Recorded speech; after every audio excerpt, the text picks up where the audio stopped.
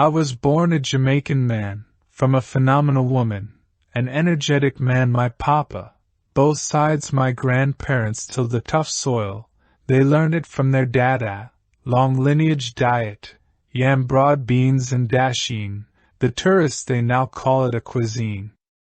I was born a Jamaican man, from a phenomenal woman, an energetic man my papa, both sides my grandparents tilled the tough soil, they learned it from their dada, long lineage diet, yam broad beans and dasheen, the tourists they now call it a cuisine.